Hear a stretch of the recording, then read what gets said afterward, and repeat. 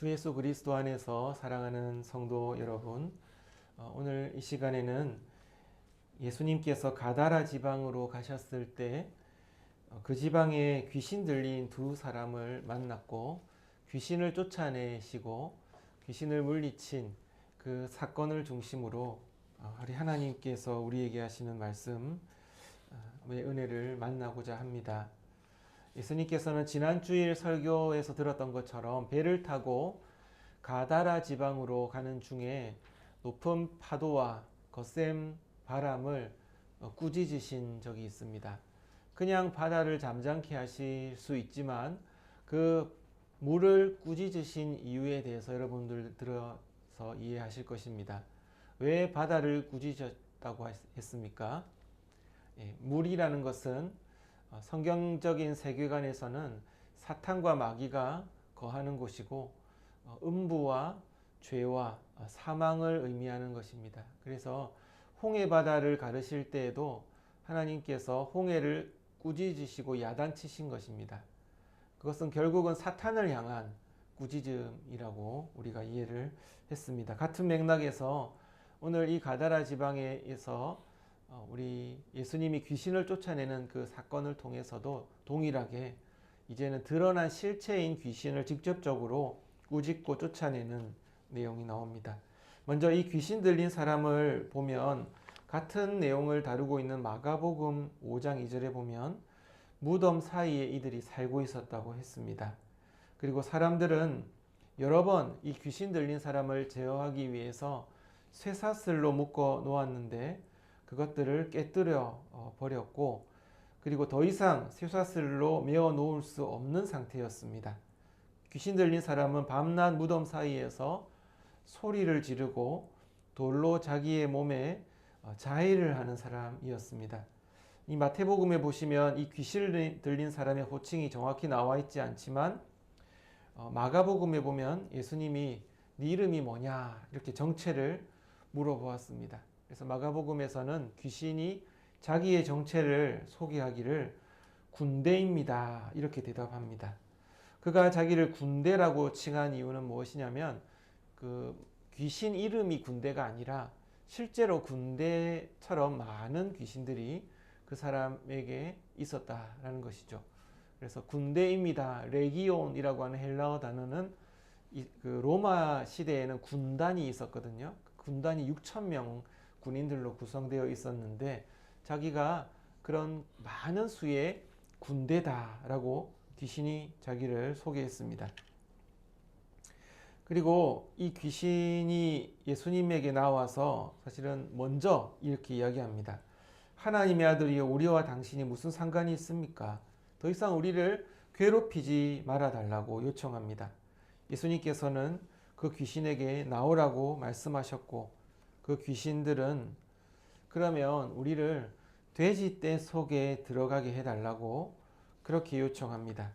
예수님은 그들의 요청을 허락해 주시고 돼지떼에 들어가게 했고 이 돼지떼에 들어갔던 귀신과 그 돼지떼들이 약 2,000마리가 바다로 달려가서 모두 몰살했던 사건입니다. 그래서 이 이야기가 우리에게는 조금 이해하기가 어려운 내용일 수 있습니다. 귀신의 입장에서 생각해 보면 돼지떼에 들어가게 해달라는 것은 그래도 그나마 자기를 조금 이 땅에 붙어 있게 해달라는 요구였는데 그러면은 돼지 안에서 잘 살 것이지 왜 돼지떼가 바다에 전부 다 들어가 몰살되었냐라는 것입니다. 그리고 그 돼지떼에 예수님이 또 허락하셨잖아요. 허락하셨으면 거기에 살게 놔둘 것인데 왜 이 돼지떼에 있는 귀신들이 다 바닷속으로 돌진하게 되었을까? 그냥 죽이실 수도 있는 분이 바다에 자꾸만 이들을 몰살시키고 이 앞에서는 바다를 야단치시고 홍해에서도 계속해서 말하는 그 귀신의 정체, 사탄의 정체를 꾸짖으실 때마다 바다를 꾸짖는 그런 내용들이 반복해서 나옵니다. 우리가 이 내용을 좀 더 잘 이해하기 위해서는 성경에 나오는 하늘과 땅과 바다의 이 개념을 이해하면 됩니다. 성경적인 세계관으로 보면 이제 그 의미들이 있습니다. 우리의 세계관으로 보면 바다 하면 무엇입니까? 해운대 바다와 같이 놀기 좋은 곳, 그죠? 휴가지가 바다입니다. 하지만 성경에서는 창조 때부터 하나님은 물을 하늘 궁창 위의 물과 궁창 아래의 물로 나누는 것을 통해서 하나님의 뭔가의 의도들이 나오는 것을 보게 됩니다.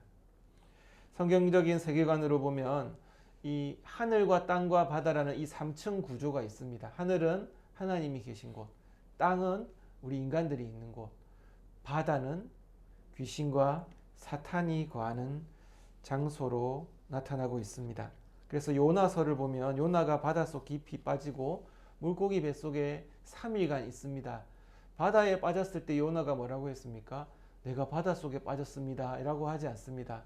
내가 지옥에 들어갔습니다. 스올에 빠져 있습니다. 이뿐만이 아닙니다. 성경 시편에 보면 더 이 바다가 사탄과 연결을 하고 있는데요. 시편 74편에 보면 이스라엘 백성들이 홍해를 지나간 사건을 말할 때에 바다를 가르고 건넌 것이 하나님께서 사탄과 싸우신 것으로 묘사를 합니다. 어떻게 기록하고 있냐면 시편 74편 13절 이하에 보면 주께서 주의 능력으로 바다를 나누고 물 가운데 용들의 머리를 깨뜨리고 악어의 머리를 파괴했다고 했습니다. 용과 악어는 사탄을 의미하는데 사탄의 머리를 깨뜨렸다라고 말씀하십니다. 사탄의 머리가 깨뜨렸다는 것은 언제 예언되었던 것이죠? 창세기 3장 15절에 여인의 후손이 너의 머리를 상하게 할 것이다 라고 했습니다. 그 말이 지금 구현된 것이죠.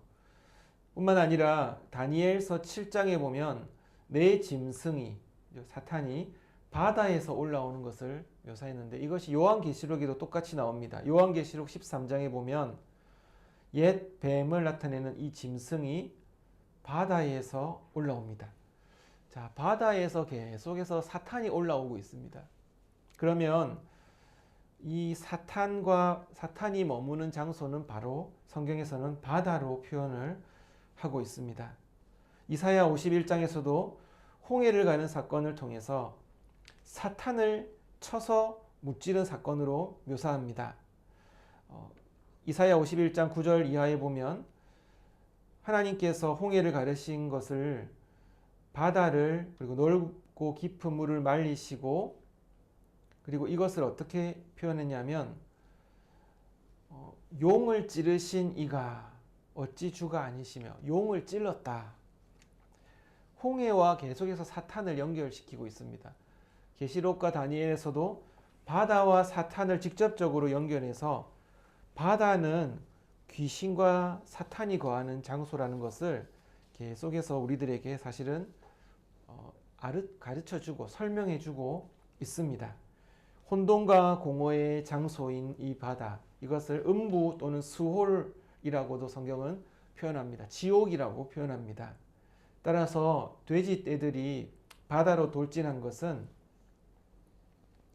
돼지 속에 귀신이 들어가서 돼지가 미쳐가지고 괴로워서 앞뒤를 분간 못해서 바다로 그냥 이렇게 돌진한 것이 아니라 이 돼지떼를 즉 귀신을 바다에 집어넣게 하신 하나님께서 그렇게 하신 것입니다. 예수님께서 귀신들의 처소로 다시 되돌려 보내신 장면이 바로 2,000마리의 돼지떼가 바다로 돌진한 사건이라고 우리는 성경을 통해서 이 내용들을 우리가 이해할 수 있습니다.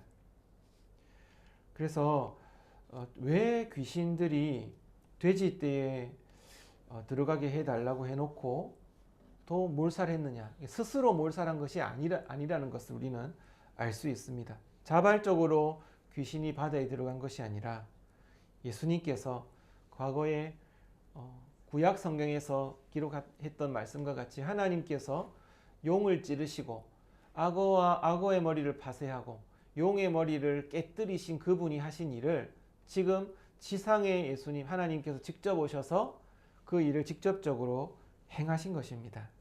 그래서 귀신들이 지금 영원히 그곳에서 갇혀야 될 그 영원한 지옥에 집어넣게 함으로 우리 예수님께서 궁극적으로 하실 일을 지금 지상 사역을 통해 우리에게 보여주신 것입니다. 귀신들이 예수님과 대화하는 장면을 보면 당신과 나와 무슨 상관이 있습니까? 그렇게 이야기했습니다. 마가복음에서도 이렇게 이야기합니다. 지극히 높으신 하나님의 아들 예수여, 나와 당신이 무슨 상관이 있습니까? 나를 더 이상 괴롭히지 말아 주십시오. 나와 무슨 상관이 있습니까? 라고 한 이 이야기와 나를 더 이상 괴롭히지 말라고 하신 그 내용들을 우리는 잘 살펴보아야 합니다. 귀신이 이렇게 이야기한 그 이유는 무엇이냐면 실은 자기들이 이 세상에 와서 자기들이 뭔가 이루고자 하는 일들이 잘 진행되고 있는데 왜 느닷없이 갑자기 나타나셔서 우리를 방해하느냐 이겁니다. 내 지역에, 내 구역에, 내 활동 구역에서 내가 지금 내 할 일을 할 뿐인데 왜 찾아와서 무슨 상관합니까? 왜 상관합니까? 하며 항의를 하고 있습니다. 이렇게 이야기했던 그 귀신들이 이야기할 만한 배경은 바로 그 지역인 가다라 지방, 그 거라사라고도 표현되어 있는 이 가다라 지방을 통해서 우리가 이해할 수 있습니다. 가다라라고 되어 있는 지방은 무엇이냐면 원래 이스라엘 백성들이 그 여호수아서에 나오는 그 땅을 분배받는 그 본토가 있습니다. 이스라엘. 그 오른쪽에 보면 요단강이 흐르고요. 요단강 건너편에 있는 그 지역이 있는데 그 지역을 트랜스 요르단이라고 부릅니다. 그 지역은 어떤 지역이냐면 전에 한번 여러분들이 들은 적이 있을 텐데요.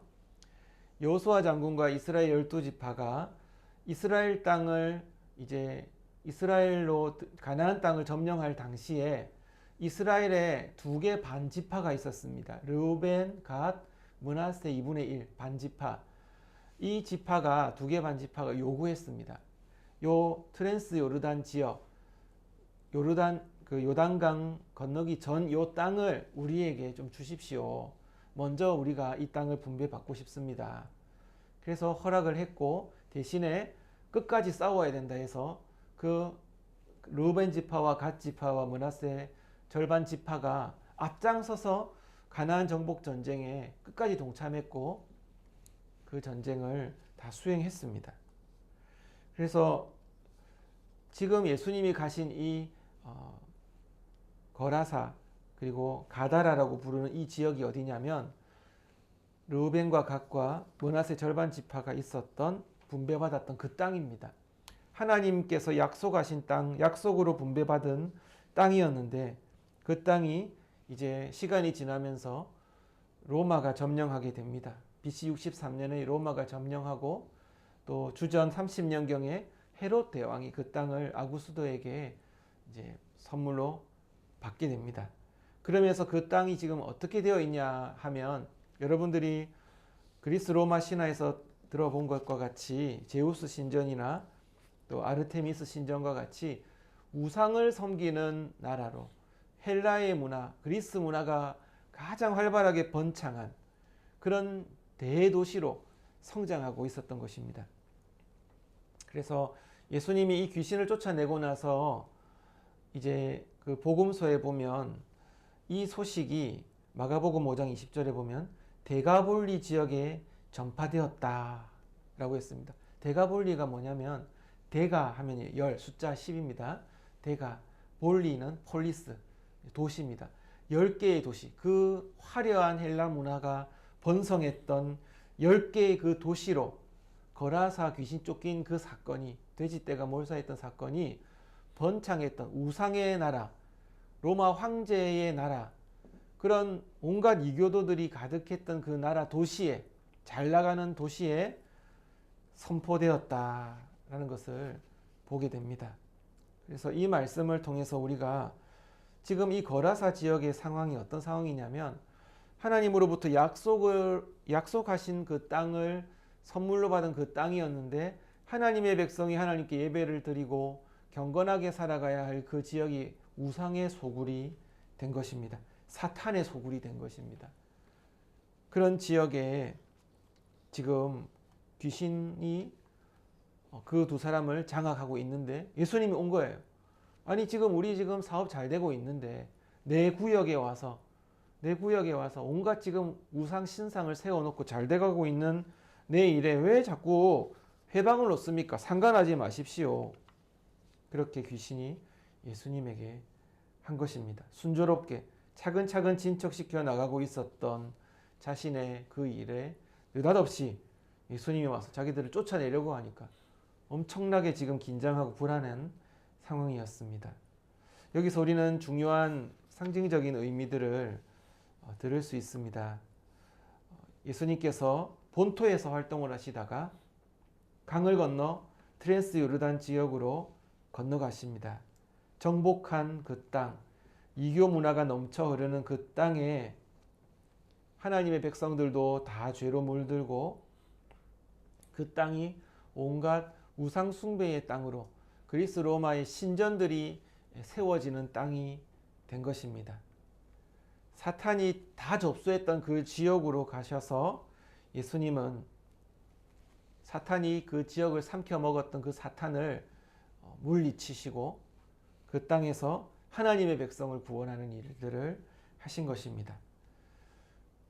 사실상 그 거라사 지역만 사탄이 삼킨 것이 아니라 온 인류와 온 세상이 지금 사탄에게 점령을 당한 것이었습니다.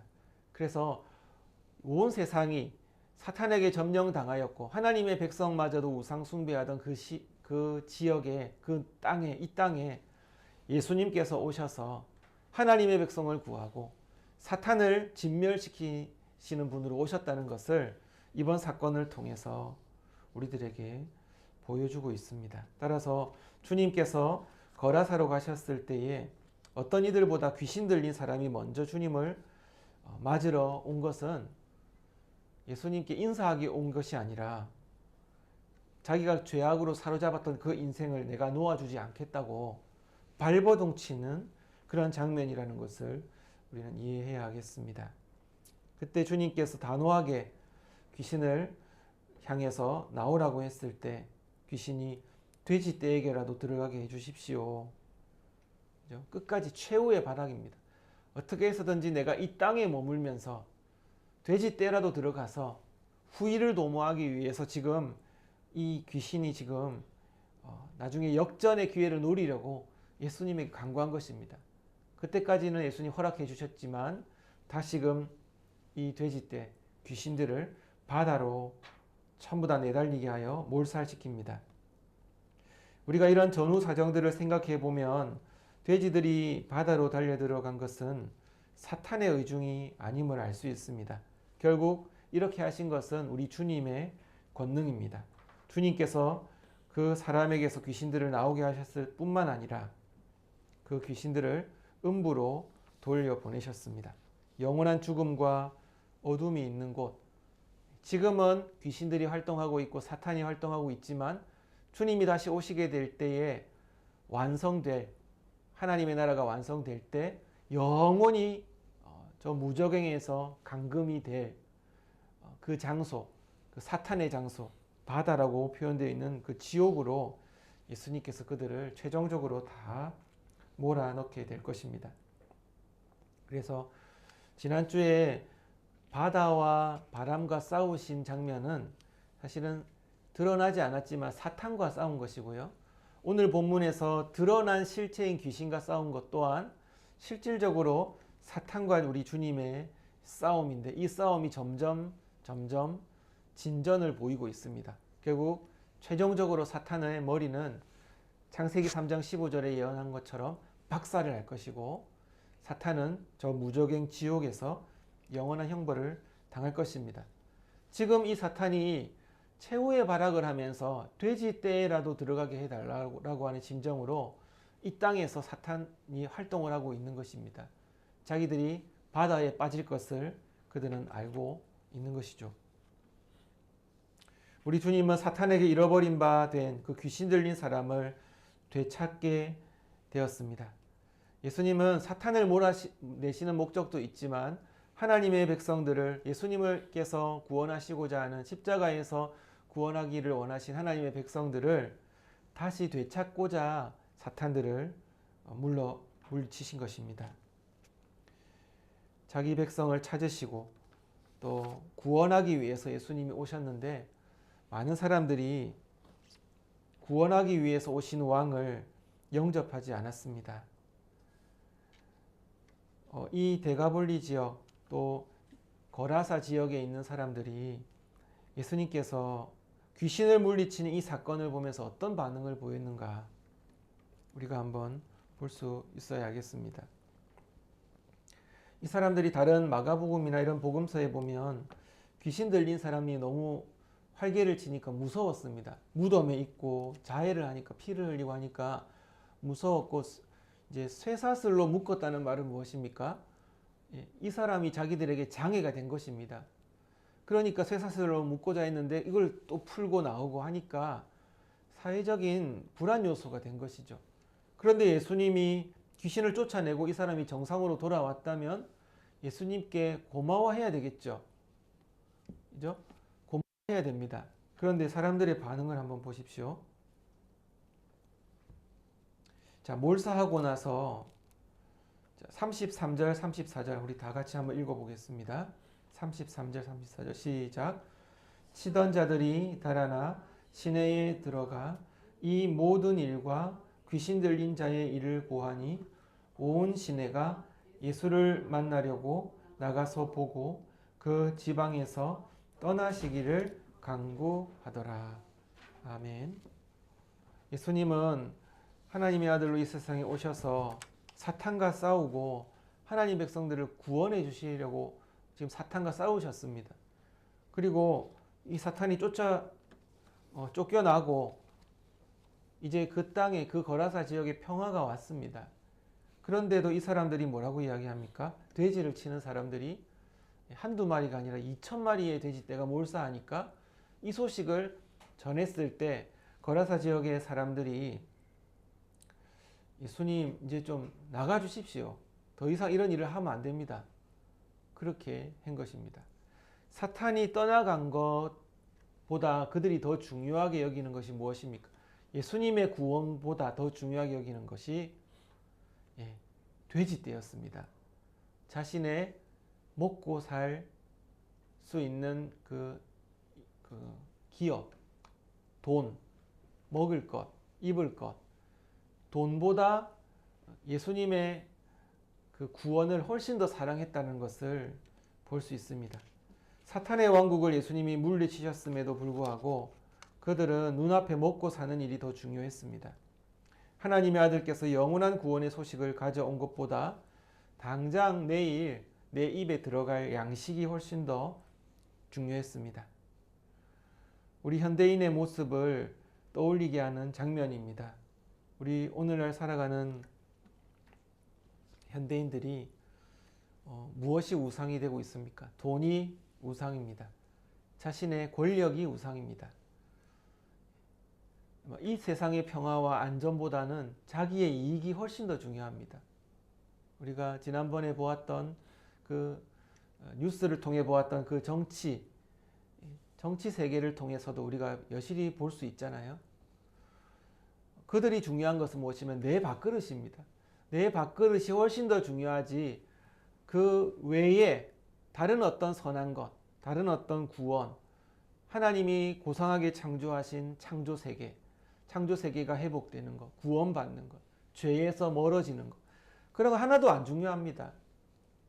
내 힘이 있으면 됩니다. 내가 잘 먹고 잘 살면 됩니다. 내 기득권만 가지고 있으면 그러면 됩니다. 그런데 거기에 조금만 방해가 된다면 예수님이 오셔도 예수님 좀 나가 주십시오. 예수님 우리 지역에서 나가 주십시오. 그렇게 요구하는 오늘날의 우리의 모습을 볼 수 있습니다. 요한복음을 통해서도 예수님이 우리들에게 오셨지만 세상이 그를 알지 못했다고 했고 자기 땅에 오매 자기 백성이 영접하지 않았다고 했습니다. 많은 선지자들을 보내었지만 그 선지자들을 박해하고 때리고 죽였습니다.